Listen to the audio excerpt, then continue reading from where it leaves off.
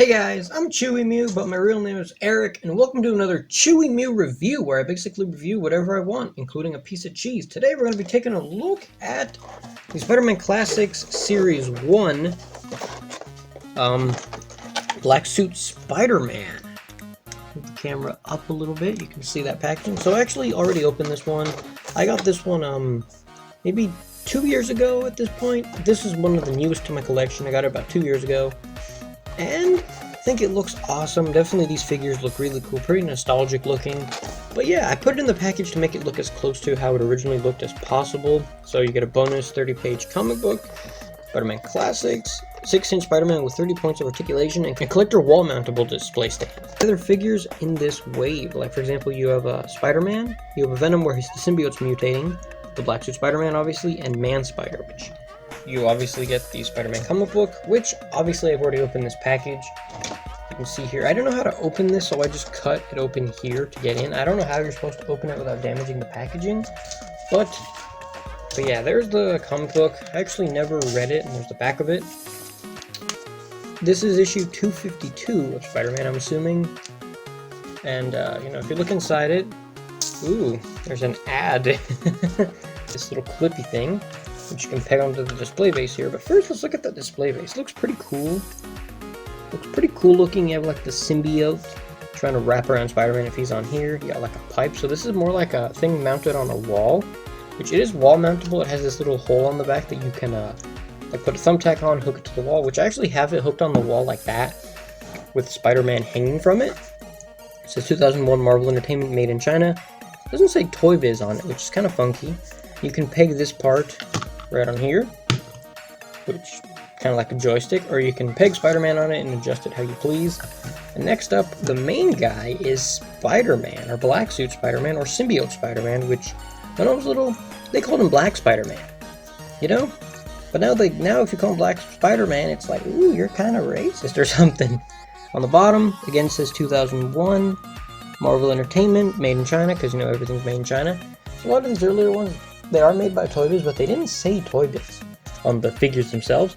But either way, this Spider-Man I think looks awesome. Definitely looks really good. Doesn't have like all the articulation, all the posability of like the later figures, or like the material even in comparison feels kind of not cheap, but it doesn't feel as high quality as later figures. For example, the one I always show, for example, is this Spider-Man, like this guy. We get him to stand up, the first Spider-Man I ever had. If you stand him up, mine is a little bit taller, and the material, it's hard to tell on the camera, but the material of this guy is like stronger feeling plastic compared to this guy. Also, if you look here on the arms, you can see he has the little joints that hook the arm together. On this guy, you don't see them, and that's because they broke, They were like that because, I guess, not to make the joints visible, but they changed them to these because the joints would break pretty easily. On the legs, you can see the legs there too. On the feet, they do have the little pegs for them. And the shoulder, eventually they found out to make the shoulder have the joint go all the way to the bottom so you can move the shoulder all the way up. These ones can only move the arms up that high.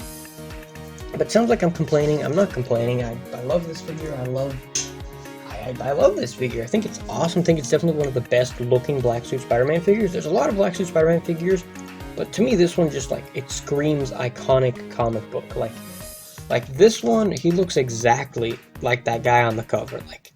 That looks really good. Like a lot of that other Hasbro figure I reviewed and the other Black Spider-Man figure I reviewed, those two look awesome still, but this guy, to me this guy screams like 60s, 70s era Black Suit Spider-Man. He even has a little black dots here on the hands. Little black dot right there. One on the other side. Look at that big spider logo. Classic Black Suit Spider-Man logo. And there's the face. The face sculpt looks pretty good. You can see some the plastic molds. Like there's a little dot there. There's one tiny one there and one on the other side. You can see those because Toybiz was still trying to figure out how to make a figure, like a good quality figure with this much articulation because before this, the most articulation you had was arms could rotate all the way around, they could bend out, you had a single bend in the elbow, like the hand would move, the legs would kick, do that, single bend in the knee, and the foot would do that, and the head would spin around. You maybe even had this one too, but that's all there was before the Spider-Man classics. That's like as much as they did, and Toybiz really stepped up their game, and like they set the standard for making all figures 6 inches, because before that they were like 5 inches, like the early 90s era figures, and before that. But either way, enough history lessons. Let's look at this guy. I think this looks awesome. It's pretty much only all black with obviously the white spider on the front and the back, those squares on the hands and the eyes, which those eyes look pretty good. You know, I just think it looks good, and they even painted the logo farther up into the torso on the front, and not on the back though.